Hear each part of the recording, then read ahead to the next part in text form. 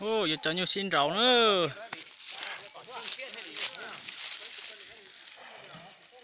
Từ nhiều ế nữa. Nhưng nó để xin nó chế chén đồ cú đi nữa. Từ nhiều ế nữa. Nhưng nó nhiều cứ tỉ thứ nữa. Sai bịa sai bản đồ.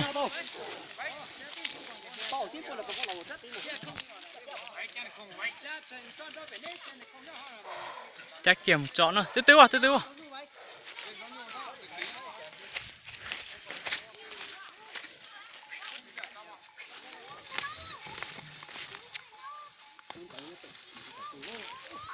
Tao kìa nó, tụi non tao mà nhớ chữ mà chỉnh thế nó. Ôi dồi. Ta cu càng cổ nữa cho nó. Ui dồi.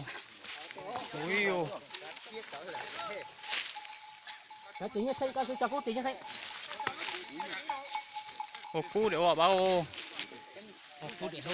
Chia chỉ ô cu cho nó.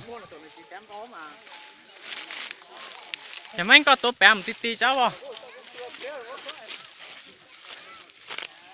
Thứ tốt bẻ tí cháu vào. Ô, thay học cuốn tàu thứ luôn.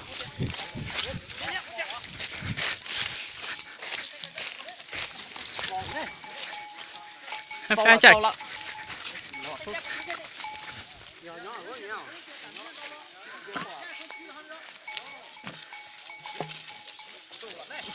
Ốp á.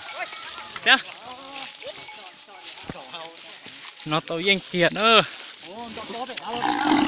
Những anh nó danh kiệt nữa.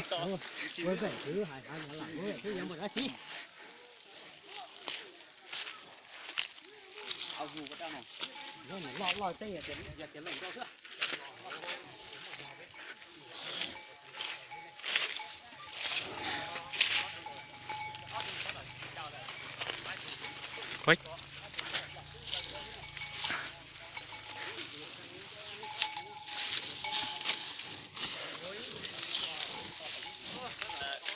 Nó chế chỉnh chỉ to nữa, to mê thế nữa, tao cút lú đôi mình gì cả.